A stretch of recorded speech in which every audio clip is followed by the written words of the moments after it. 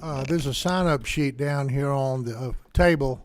Anyone wishes to sign up to speak. We're waiting for the author of the bill, the sponsor of the bill. He'll be here in just a few minutes, and we'll get started.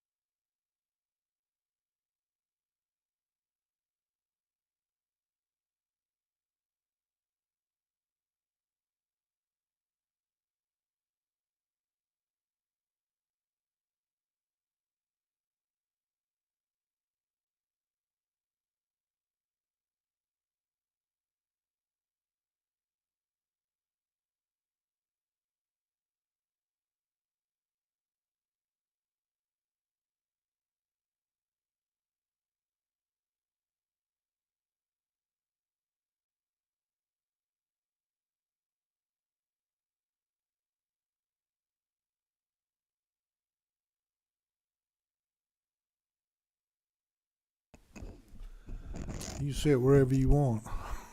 I brought some backup with me too. I saw that. Okay. All right. Well, thank you. This meeting has now come to order. Chairman Parrish, the floor is yours. Thank you. I've got a handout here, Mr. Chairman, I'd like to pass out to the committee. Chairman, I've heard enough. Move to pass. I like the way you do business.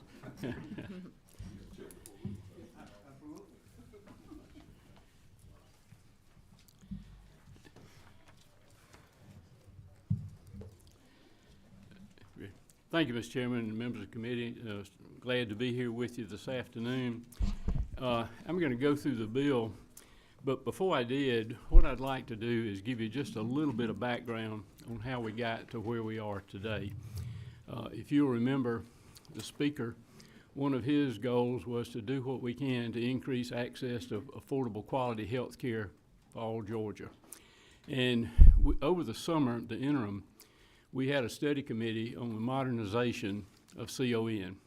And we met in Atlanta, we met in Augusta, we met in Albany, and then back in Atlanta again. And we heard from a lot of stakeholders who came and visited with us and shared their concerns and talked to us about things they'd like to see or not see, this sort of thing. And when we did our report, we came up with 28 findings, and that's in our report that was turned in December, and that's online. And the findings that we had came from all sorts of folks and interest. And one thing I learned through this process, healthcare is not a simple issue. It's complex, and there are a lot of moving parts. And as far as CON is concerned, some of our friends think we ought to do absolutely nothing.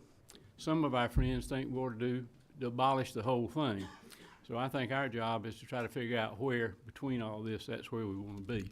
And that's what we're trying to look at here today.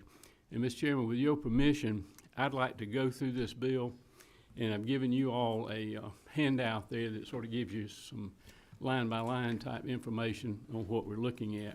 And I realize today is a hearing only, and that there are some folks who have some concerns about this. We'll be glad to take their concerns and listen to them and try to work with them as best we can to settle those concerns so that's not a concern. So with that, I'll go ahead. Floor is yours. Okay. This bill, it modifies and updates the statutes relating to the state certificate of need process. The Department of Community Health is required to review and update the state health plan every 5 years. The time period to submit a letter of intent is reduced from 35 to 25 days before application submission. 120-day period of DCH to review the application begins upon receipt of the application, and within 30 days of receipt, an applicant will be provided an opportunity to meet and review with DCH. Opposition is required to be submitted within 30 days of the receipt of the application. And additionally, expenditure thresholds for the construction, remodeling, and installation of capital projects are removed. One of the things that we heard as we went through this process was the fact that the CON process took so long.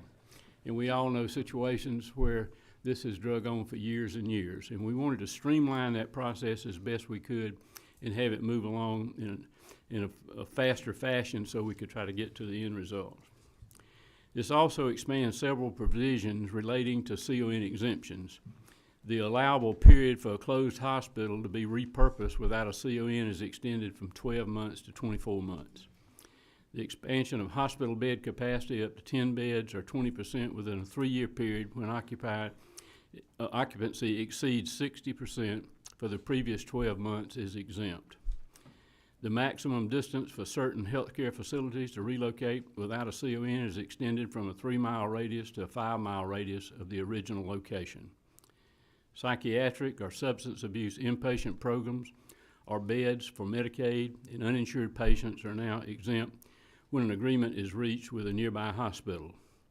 New or expanded hospital obstetric service are exempt when an agreement is reached with a nearby hospital to provide the backup that they may need. Acute care facilities in rural counties are exempt under certain conditions. Transfers of existing beds and services are exempt when they occupy within the same hospital system and within a 10-mile radius of the original campus. DCH and the General Assembly's Office of Legislative Counsel will review and make recommendations to update and rewrite Title 31, Chapter 6, and other such provisions relating to CON in consultation with relevant stakeholders. Recommendations will be made to the General Assembly by December the 1st of 24. Penalties associated with delay or unsubmitted reports are increased from $500 to $2,000 per day up to 30 days, and from $1,000 to $5,000 per day for every day after 30 days. The maximum limit on the rural hospital tax credit is increased from $75 million to $100 million per taxable year, and the sunset is extended from December 31, 24 to December 31 of 29. And lastly, it creates the Comprehensive Health Coverage Commission, which will advise the General Assembly, Governor, and DCH on matters related to the quality of and access to health care by low-income and uninsured populations, including reimbursement, funding, quality improvement, service delivery enhancement opportunities. The commission will be made up of 9 members, including a chairperson appointed by the governor, 4 non-legislative members appointed by the Speaker of the House, 4 non-legislative members appointed by the President of the Senate, and the Commission's initial report will be submitted no later than December 1 of '24, and the Commission will be abolished on December the 3rd of 2026. We feel like we wanted to take incremental positive steps to try to update the CON laws, which started some 40 years ago. You've all heard about that. This is a start to do that, and we want to make incremental steps and move in the right direction. This is not going to be a one-size-fits-all, and it's not going to be a silver bullet to solve this issue in this state, but we think it's moving in the right direction, and that's what this bill is about. And be glad to talk to you or answer any questions that I can. I'd like to say thank you to the chairman for all the hard work. I know that this has been not only months, but a couple years in the making, and appreciate all your thoughtful consideration. Are there any questions from anybody on the committee? Representative Beverly? Thank you, Mr. Chairman, and thank you, Mr. Chairman, for this bill. I have several questions regarding several sections of the bill. I know I'm one of the co-authors of the bill, and so just in full disclosure, I am one of the co-authors, and I appreciate the work that you did this summer.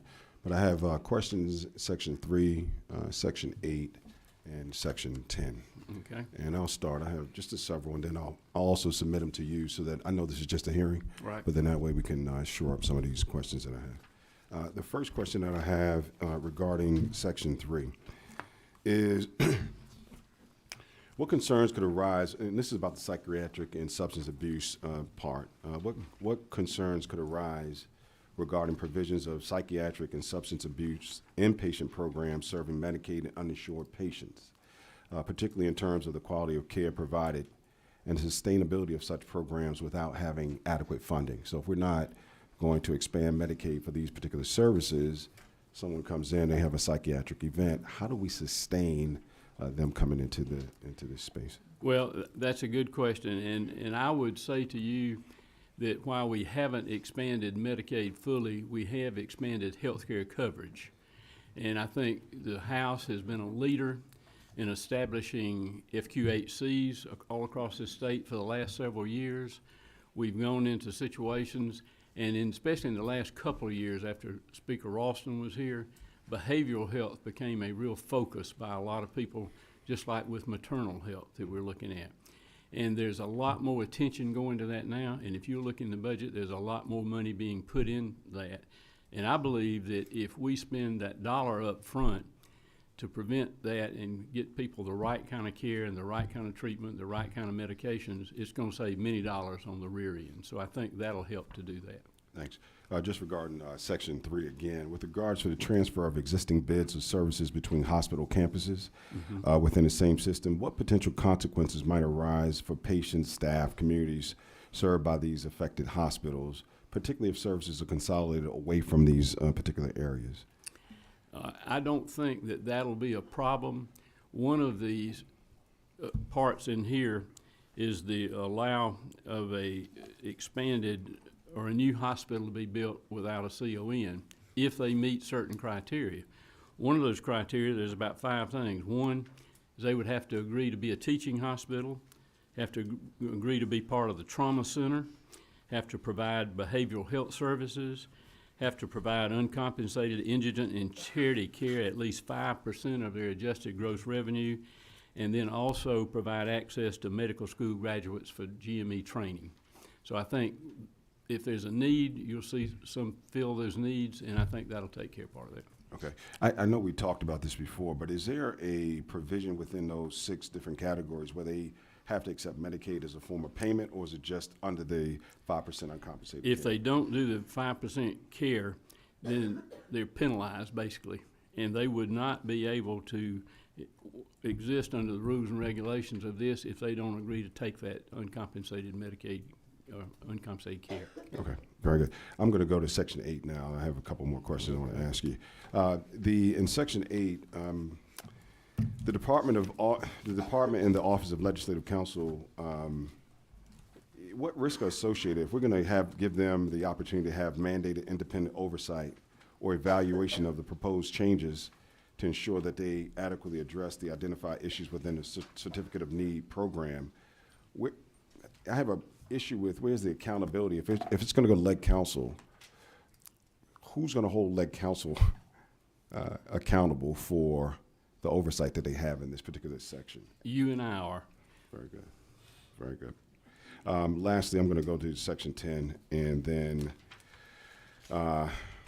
one concern that I have is, and this is you know, for everyone who's here, obviously it's a political space that we find ourselves in, but the potential appointments to the commission are made by, you know, political figures, the governor, speaker of the House, president of the Senate, and there's a potential risk of shaping the commission's agenda priorities, which could limit its effectiveness and impartiality. Is there any type of fail-safe within the system where the minority could actually have some participation into that space as well? Well, I think that's something certainly to be considered, because if you become speaker, I might want you to appoint me on that commission. Fair enough. Y'all heard it from God's mouth to your ears. Thank you, Mr. Chairman. I appreciate you. Thank you for the Yes, sir. question. Yes. Chairman Newton. Thank you, Mr. Chairman, and thank you, Mr. Chairman, for this bill. I think it's there's some really impressive things in here, I think, that will improve the health of Georgians, or will enable us to start down that pathway. In particular, I'm looking on page 23, line 580, and you discussed it about the newer expanded obstetric services. Just a couple of questions on that, and then the other rural ones, if you don't mind. The new facility that could do obstetrics, obviously we're trying to improve obstetric care across Georgia, prenatal care for unborn children, for mothers, keeping them healthy.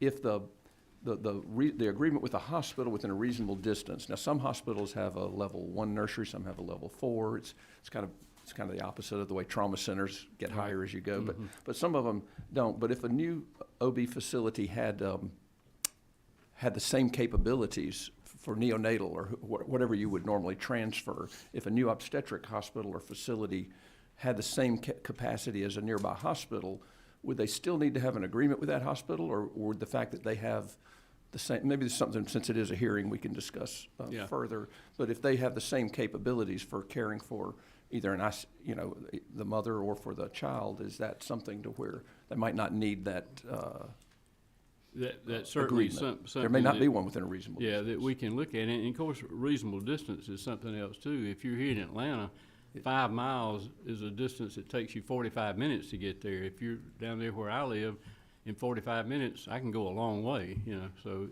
we'll look at that as well. Thank you for that. I really appreciate that, with all the work we've all done on addressing maternal mortality. And down just a section just below that on the new acute care facility in a rural county. Obviously, those are probably the two top things that we're trying to work on, Right. Figuring out how to make progress. This looks like a great step forward that will deal with, expanding capabilities for graduates to get training in a teaching hospital. And once again, on the trauma center, it doesn't necessarily require that they be at a level 1 trauma center. They just have to participate. They might be a level 3 or 4 trauma center. You probably know this, and I didn't until recently, that some hospitals don't participate in the trauma network. And to be a level 4 is not a real heavy lift for a lot of them. Now, if you go to a level like in Grady and some of these, that is a big lift.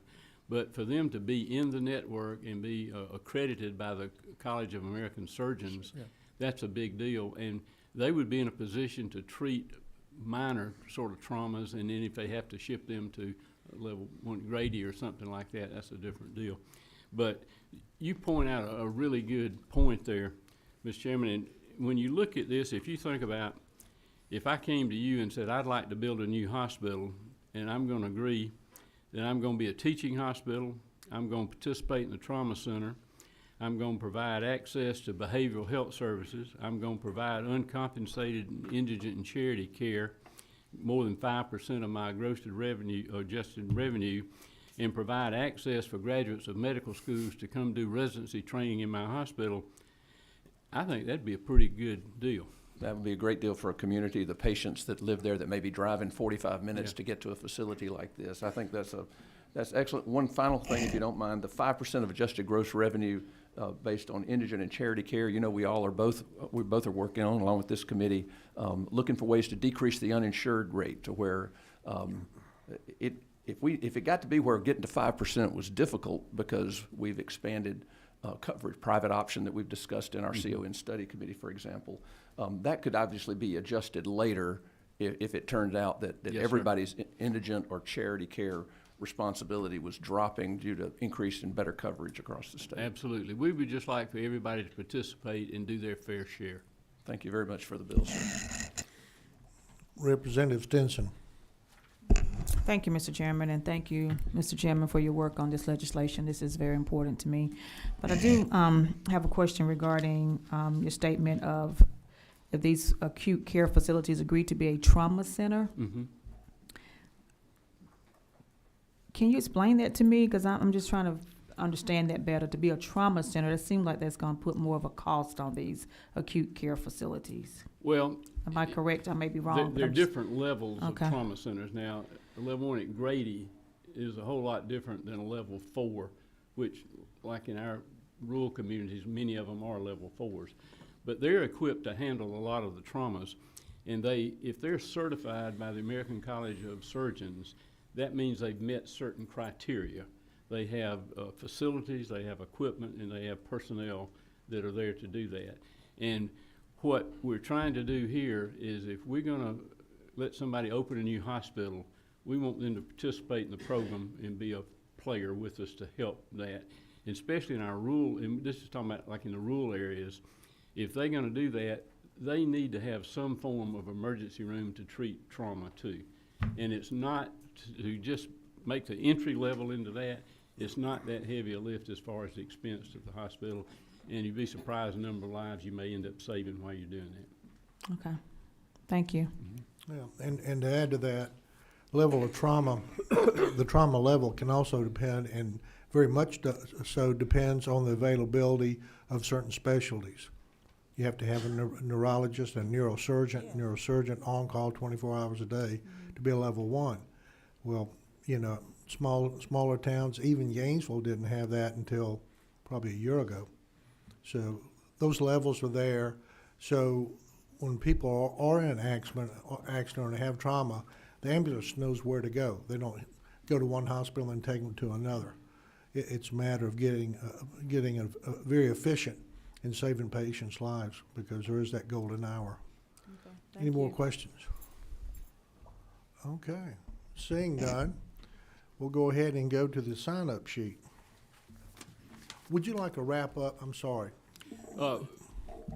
This year, all I'd like to say is, let me be the first to say, this is not all perfect, and it's not a one-shot fits all, and it's not all, it's like working a Rubik's Cube. When you figure one part of it, there's another part of it that's got to be worked. But I really think this is a great step forward in trying to move healthcare in this state ahead and provide better healthcare all across this state to folks, so we have better access to quality healthcare for everybody, no matter what your zip code is. Thank you, Mr. Chairman. Thank you. Do you want to hang on there, or would you rather come up here? I don't know if the testimony is going to involve any Oh, questions for whatever, you. yes, sir. Whatever you feel comfortable with. I'm right You here. fine there? You need me? Okay. Yep. All right. First up, Anna Adams with GHA.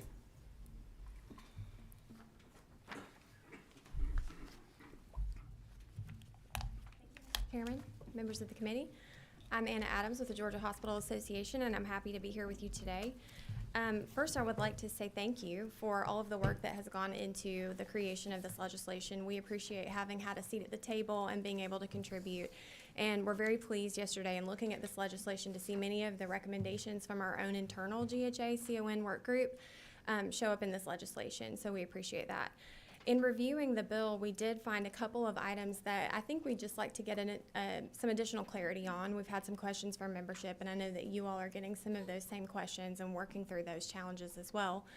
But for the most part, those are surrounding the OB exemption, the psychiatric exemption, and then the acute care situation. Some of the other items in this bill that we are very supportive of, the rural hospital tax credit cap extension or sunset extension and cap increase, we're very grateful for. And then finally, the commission on the solutions for coverage for the uninsured is a conversation that really needs to happen, and we're looking forward to that happening over the summer and being able to participate in that. But because this bill is very lengthy and very nuanced, I thought I would answer any questions that you all may have, but we are looking forward to continuing the conversation and providing you some detailed feedback in the next 24 hours. Any questions from the committee? Oh, I see one. Minority Leader Beverly. Thank you, Mr. Chairman. What are the concerns that you actually have? Would you put those on record, the concerns you have around psychiatric care, neurologic care, and obstetrics? Yeah, so I can go through just a couple of those, and really they're questions at this point because the bill doesn't have a lot of detail in it about the intent. So that's one of the things that we're trying to understand. In particular, for OB services, we have questions about what types of facilities this would apply to. The terminology that's used in this particular part of the code section does not always have a definition associated with it, so that's just a question that we have. Moving on from that, for the acute care hospital in rural areas, we have some questions about what is included in a comprehensive behavioral health service. Again, that's just not a term that's defined, and we want to make sure that we have an understanding of what that would include. And then for the psychiatric beds, we have some questions about whether those CON exempted beds are meant to be beds that are a part of the state inventory and or Medicaid beds, or if that's kind of a separate category. So just how would that work? Any other questions? Thank you very much. Thank you very Appreciate much. it. Tony West, Americans for Prosperity. Good afternoon, Mr. Chairman. Tony West with Americans for Prosperity. I also wanted to extend my thanks to the chairman for his hard work over the summer and fall and taking into account all of the positions that folks hold on this complex issue, as was mentioned. At AFP, we are one of those that would like to see Certificate of Need repealed eventually. Since 2010, approximately $700 million in private healthcare investment has been denied by the state. As of last year, when we checked, another $269 million in private investment was stuck in appeals that had already been approved by DCH. But of course, the true cost of con is unknown, but it's certainly greater than it would show on paper because of the prohibitive application costs and the threat of competitor opposition that precludes many providers from even applying for their Certificate of Need. Over the years, I've heard it said that healthcare is not a free market, so we shouldn't apply limited government free market thinking to the debate over con. But that argument is wrong now and it was wrong then, because this legislature has supported free market reforms to healthcare just in the last several years, including the Direct Primary Care Act in 2019 and several bills reforming telehealth laws and regulations. We can't regulate our state to prosperity, and we shouldn't continue to protect monopolies in communities and then wonder why we have fewer options and higher prices. But don't take my word for it that the con system has contributed to the astronomical rise in costs in healthcare. In 2018, under the Trump administration, the Department of Health and Human Services, the Department of Treasury, and the Department of Labor put out a joint study, and it included in it was this quote, "The evidence to date suggests that con laws are frequently costly barriers to entry for healthcare providers rather than successful tools for controlling costs or improving healthcare quality. Based on that evidence and their enforcement experience, the two federal antitrust agencies, the FTC and the Antitrust Division of the Justice Department, have long suggested that states should repeal their con laws. Similar pronouncements were made during the Obama administration as well, so this goes back several years. In March of 2020, right before we all realized how much our lives were about to be disrupted by the COVID-19 pandemic, DCH denied a con application to add 4 Level 2 NICU beds in Bartow County. The appeals case came before presiding Judge Stephen Lewis Dillard of the Georgia Court of Appeals. In his opinion, he wrote, quote, "One thing is for certain, Georgians don't benefit from a system that props up monopolies. And if the Con Act results in mothers and their babies being separated shortly after birth for no other reason than to preserve a healthcare provider's bottom line, then that system is fundamentally broken and needs to be reimagined," end quote. Reimagining healthcare. Ultimately, moving towards a path of repealing certificate of need would contribute to reimagining healthcare. The reimagining of a healthcare system where providers compete for patients as business instead of government's favor. Reimagining a system where providers are free to serve, patients have more options at an affordable price. And that has to be a system without certificate of need. I appreciate this committee's hard work on this and look forward to supporting legislation that sets us on the path to ultimately eliminating certificate of need. Thank you. You do have a question. Minority Leader Beverly. Thank you, Mr. Chairman. Just reading Americans for Prosperity, in your headline, you say, we are a community of millions of concerned citizens advocating for solutions based to proven principles. Do you believe that the state of Georgia should expand Medicaid? We do not support expanding Medicaid. Thank you very much. Seeing no further questions, thank you, Tony. Thank you, Chairman. Oh, excuse me, we do have another question. Sharper, Representative Sharper. Thank you, Chairman. I have more of a general statement when we're talking about reimagining healthcare. Overall, we have to always understand that the solutions to everything that we're working on, CUN and anything else, is not a cookie cutter situation. We have to think of adaptive learning to see what works. We have to look at systems thinking on how all these levers affect each other. Just in the instance of, we want everybody to be focusing on preventive medicine and preventive habits, but then we have this other side of chronic illnesses that we do pour a lot of money into. But then we have the ones in the middle that if we don't do something as far as getting them thinking more preventive medicine, then they're going to continue to go down the chronic side. But I just want everybody to always think that there's not just one solution there, that we have to get all stakeholders together and say, look, if we turn this knob, what's going to happen over here? If we turn that knob, what happens here? So sometimes there's some unintended consequences for things, but if we're looking at the big picture and the citizens, then I think we'll be in a good position. But, you know, I just want to put out there for anybody to know that we have to work together, and it's all about our citizens. It's about, you know, follow the money, but it's about the citizens, and that's who I'm here for, the citizens. I agree, Representative, and what we're looking towards is a personalized approach to healthcare, not a systems-based approach to healthcare. And I agree with what Chairman Parrish said. This isn't a silver bullet, even what I'm proposing. There's a lot of other complex moving parts, as you said. But there's no way we get to a personalized healthcare if we have documented cases of free people, physicians trying to serve people, and the state standing in the way because of fears of what could happen, even as many states live without certificate of need very well, and our neighbors in South Carolina just last year fully repealed their certificate of need as well. Okay. Thank you. Thank you. Up next, Natalie Cranford.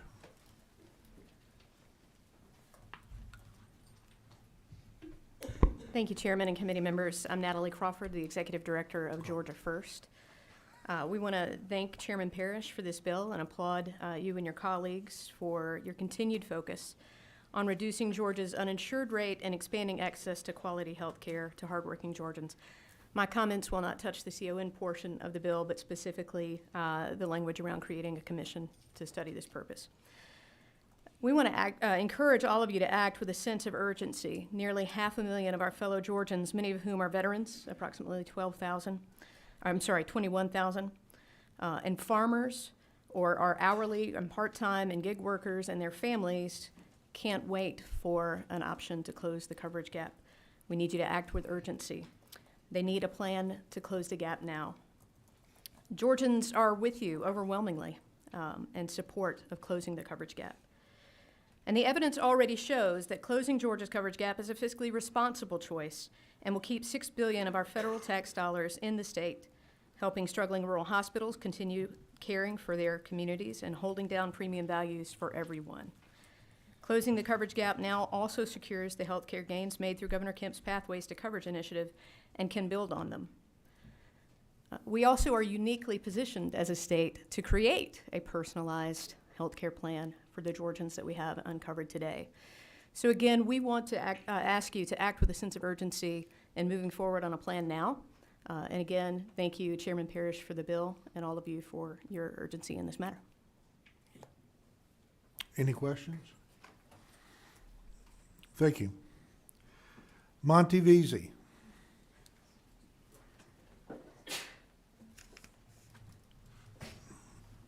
Georgia Alliance of Community Hospitals.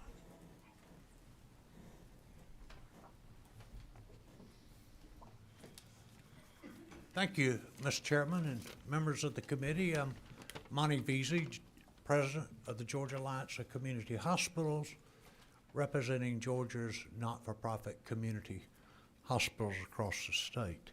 I'll be very brief. We're strong supporters of Certificate of Need, but we come before you today in support of House Bill 1339, along with some technical changes that should be addressed, and I will be bringing those forth. We're proud to support 1339. A lot of thought, time, and hard work went into this from this past summer to today, and we appreciate you allowing us to address our issues. We are currently working with the Georgia Hospital Association to speak with one voice on this, and we are working on the technical changes as we speak. So thank you very much for your leadership, your work, and we look forward to working with you to see passage of the bill. Thank you. Any questions from the committee? Seeing none, thank you. Thank you. Appreciate it. Lee Chan with the Georgia Budget and Policy Institute.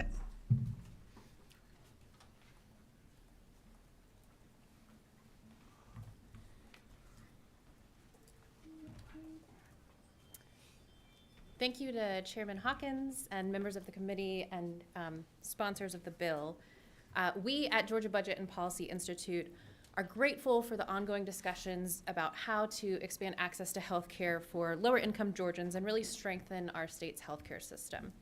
And we're glad to see in this bill the creation of a commission that really focuses specifically on those issues. However, we really believe that the time to act to close the coverage gap is now. Georgia's healthcare system is under pressure, and the greatest impact is really felt in rural Georgia.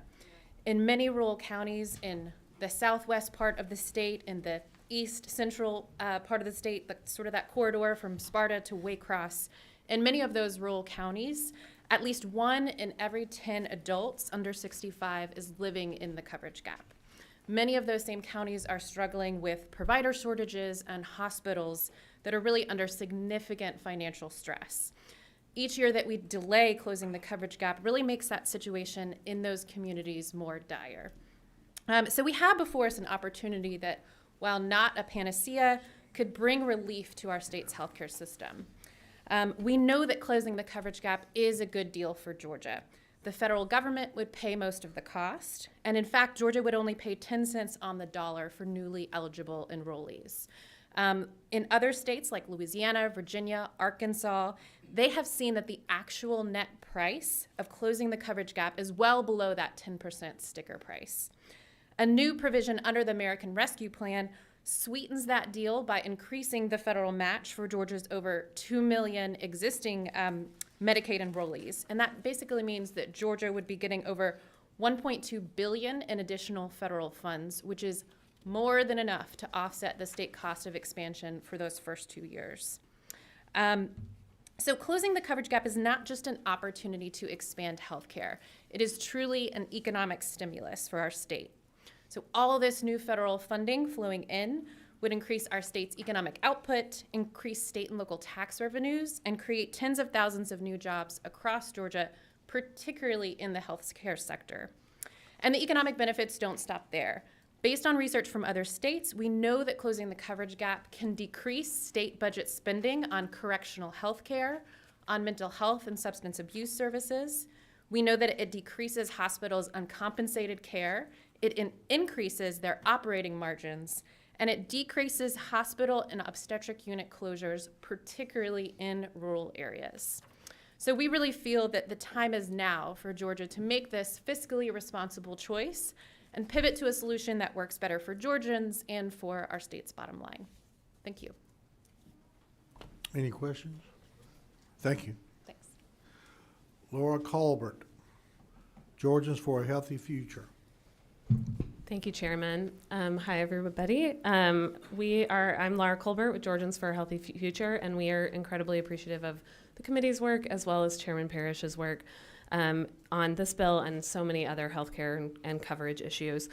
I rise before you today to echo some of the same sentiments and feelings of my colleague Leah Chapman from Georgia Budget and Policy Institute.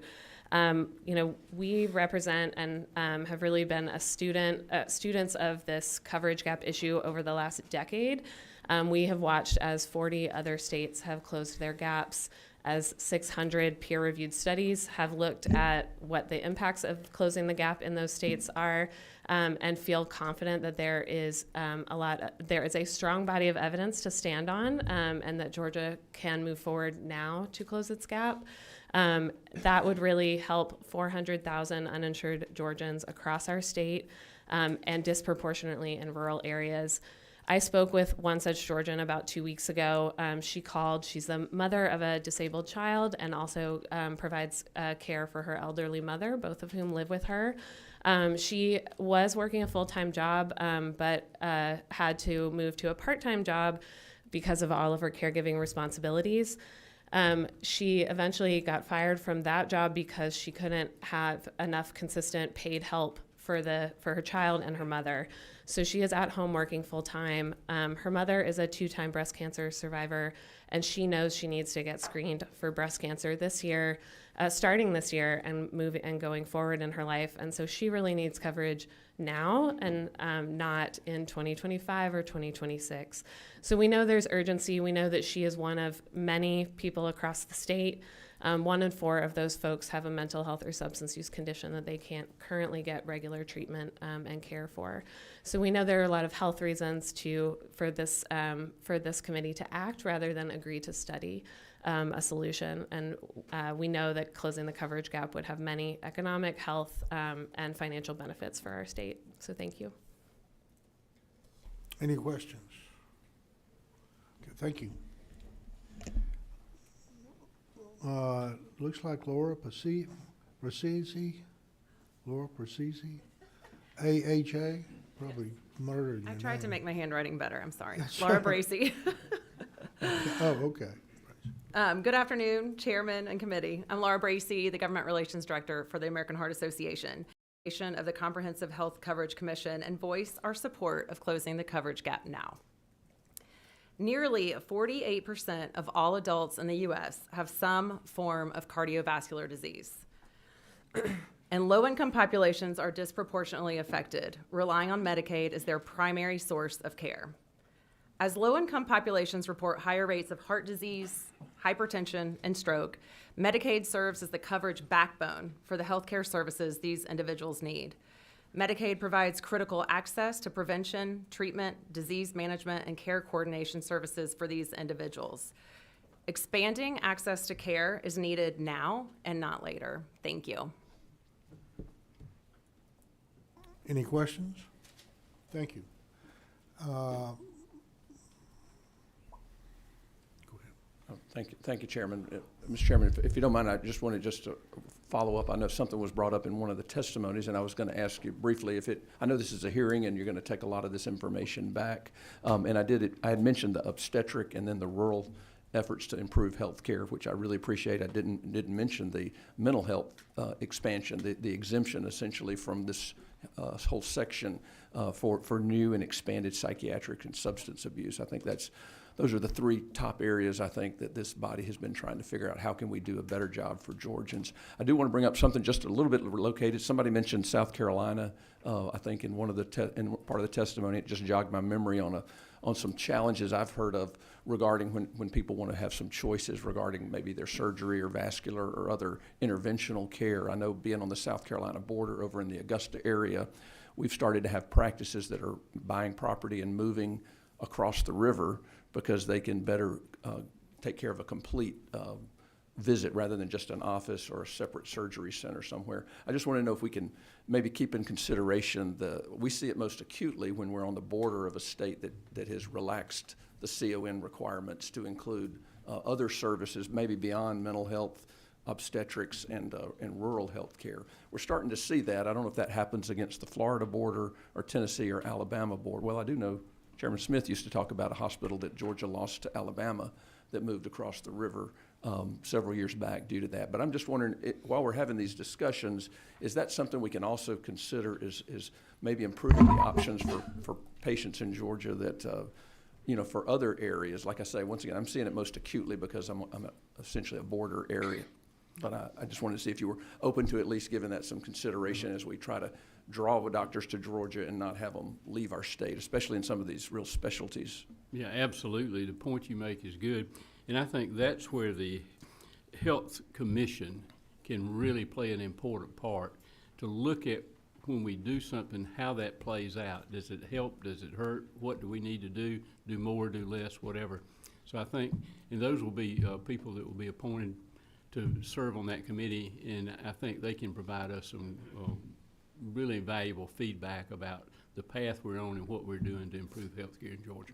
Thank you for your commitment to that. I know you're very thoughtful about it, and this approach is moving forward. Thank you. Mr. Chairman, would you like to do a wrap-up, or where are you? Mr. Chairman, the only thing I can say, first of all, is thank you for the time you've given us today, and thank you for the committee members letting us talk with you a minute. This really comes out of our CON study committee that we did over the summer. Many of you served on there, and I'd like to say this, that the report that we ended up with was signed by every member that was on that CON study committee. So I think that they really were interested in trying to get something done. We listened to everybody that brought us the information, tried to sort through it and play that out as best we could, and that's what we've tried to do with this. We have put some ideas together that we think are good. Obviously, there are a few things we need to look at that have been brought to us today, and we want to do that. But the bottom line is we want to improve health care in Georgia, and thank y'all for helping us do that. Well, thank you. This is the posture we're in right now. We're going to have a meeting Monday and Tuesday. We've got some bills we've got to get out before crossover, and we've got quite a bit of comments to go through on this bill and some suggestions. Okay, and so keep your schedules open. Monday will be Monday will be 2 to 4, or as needed. Tuesday will be 2 to 3. And Representative Stinson, your light's blinking. You have something? Yeah. Just one last comment. I just want to thank Chairman Parrish once again for your work on this legislation. This is my 12th year in the General Assembly, and I know for 10 years I've been hearing about CON. So I'm hoping that we're closer to some type of resolve this year. So thank you again for your work on this legislation. I appreciate that. It's been a team effort. We've had a lot of people who've helped with this. Thank you very much. Yeah. That goes for all of us. We appreciate everything you've been doing on this and everything else. Okay, this committee now is at the end, and thank you all for being here today, and those out in the audience. Thank you.